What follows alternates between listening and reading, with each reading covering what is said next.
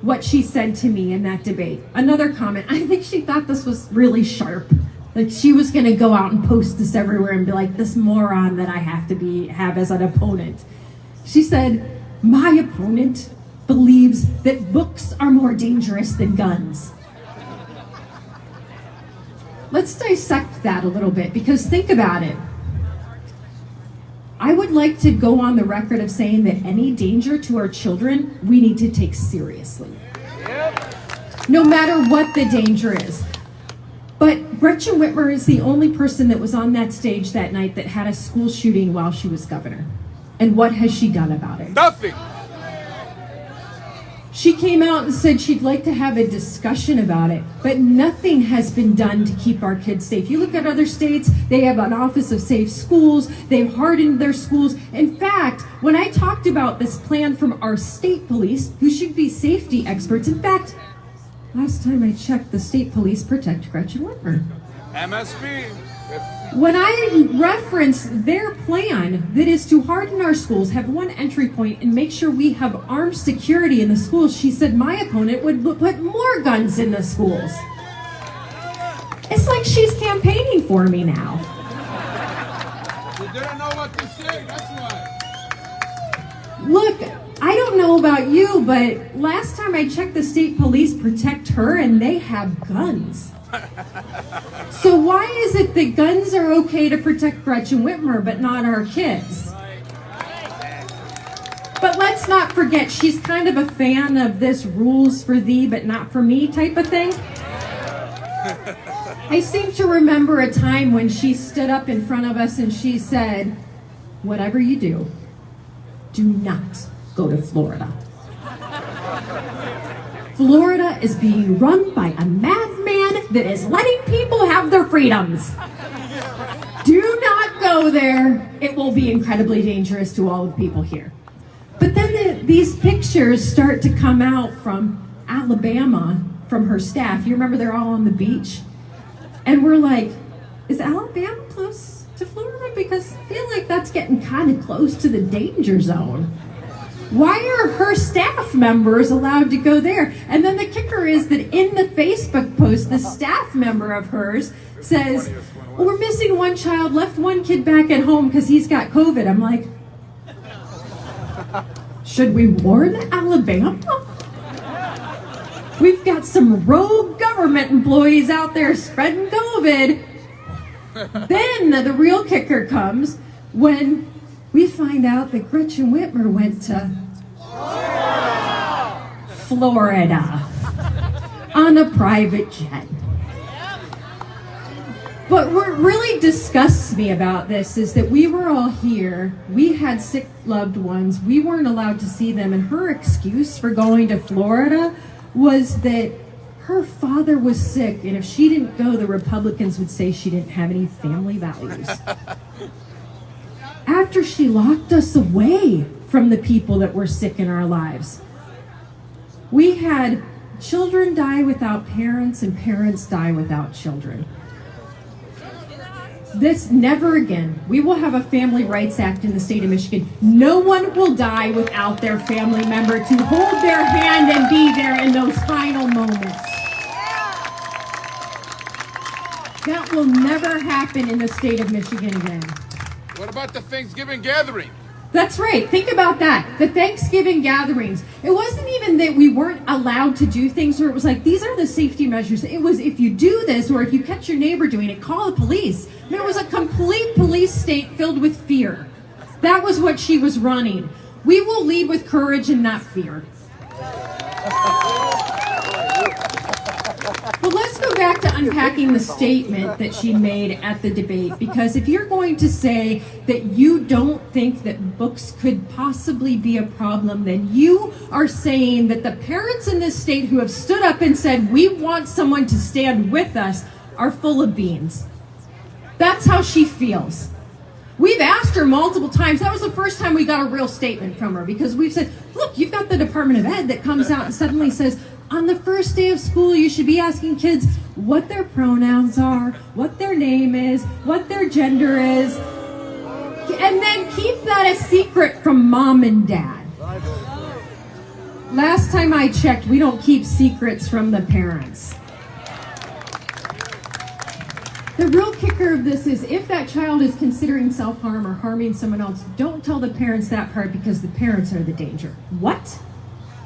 I mean, this is one of those moments where we go, what in the world is happening here? So we said, where does Gretchen Whitmer stand on this? And we heard nothing.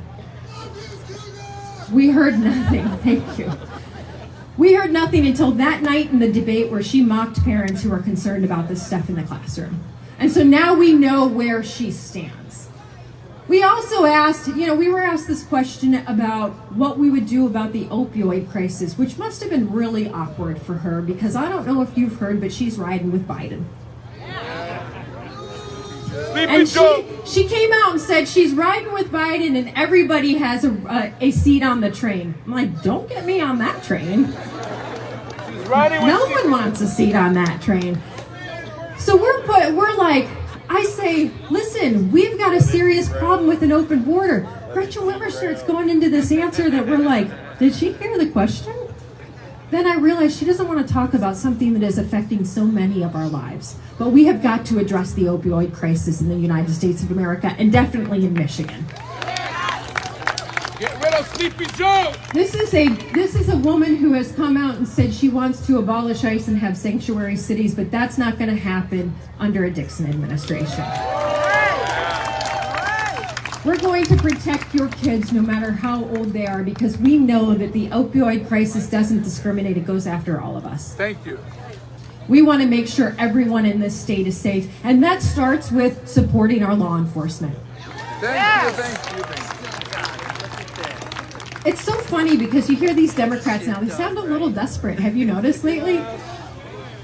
It's like Joe Biden comes out and he's like, the Republicans are bad. But why are they bad? It's like, they're just bad.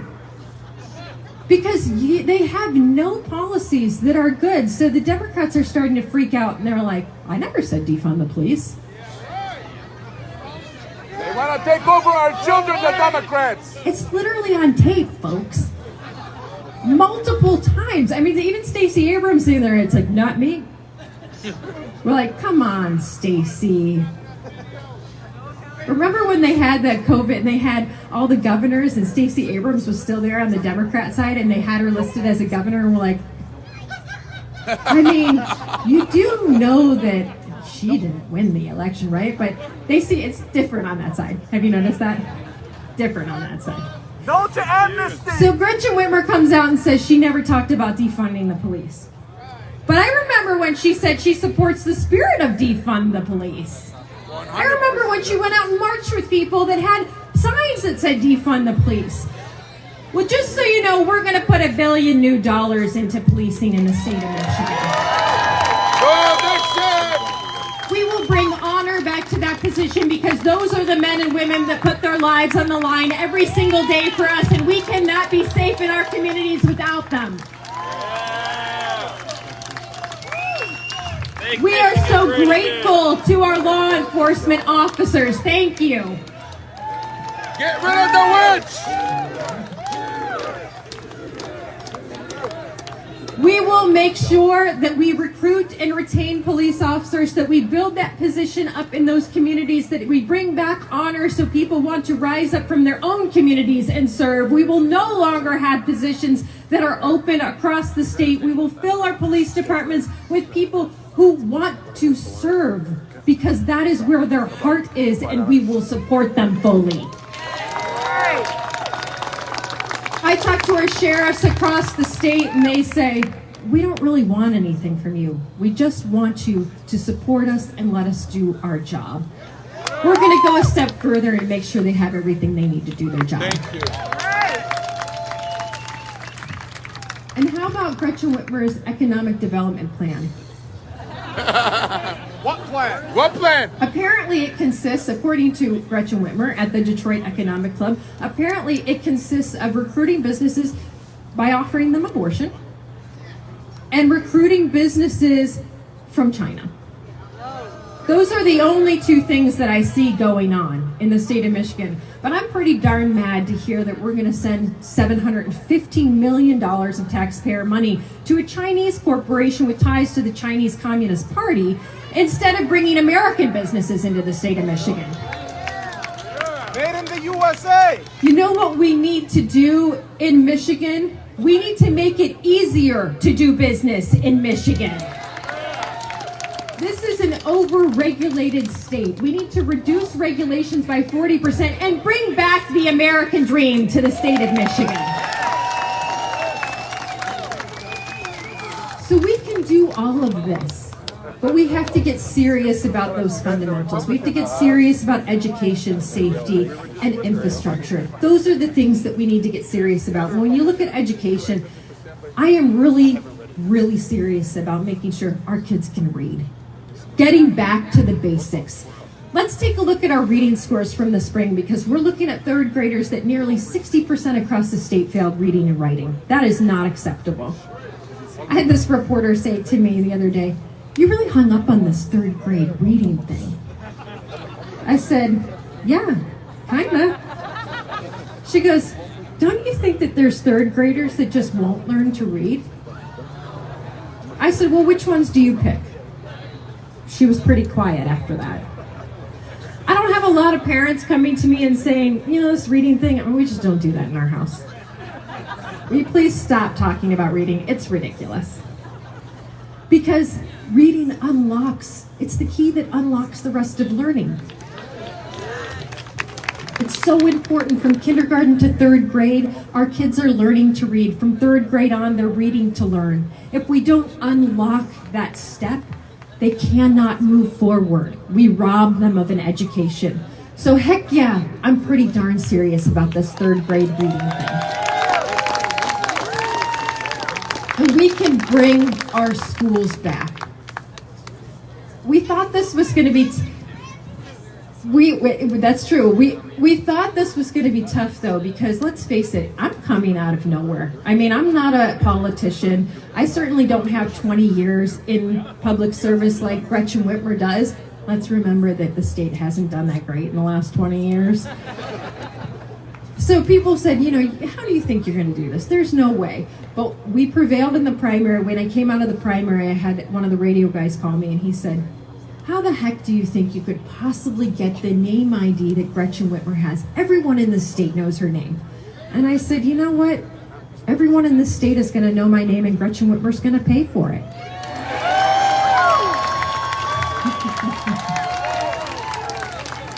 So the latest poll comes out, and in that poll we have 93% name ID. Thank you, Gretchen. It's been a pleasure doing business. So $25 million? There's no way I could have done that. You know, I'm like, thank you. Everywhere we go, people know who I am. We walk into the gas station, and the funny thing is that everybody's like, what's going to happen in this race? This race could be a really big race for the whole entire country, and it could be a real shocker. And I think that there's a chance it could be, because we go into gas stations, people are like, "Are you Tudor Dixon?" And I say, "I am," and they're like, "I'm voting for you." You're gonna win.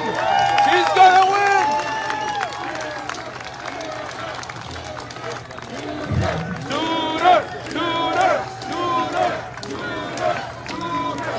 Always those little whispers. In fact, just the other night, I have this little girl come up to the house to get Halloween candy and put it in her basket, and her dad looks at me and he goes, "Thank you so much." And then he went, "Are you Tudor Dixon?" And I said, "Yeah, I am." And he said, "Oh, I'm voting for you." And I'm thinking, we're in my yard.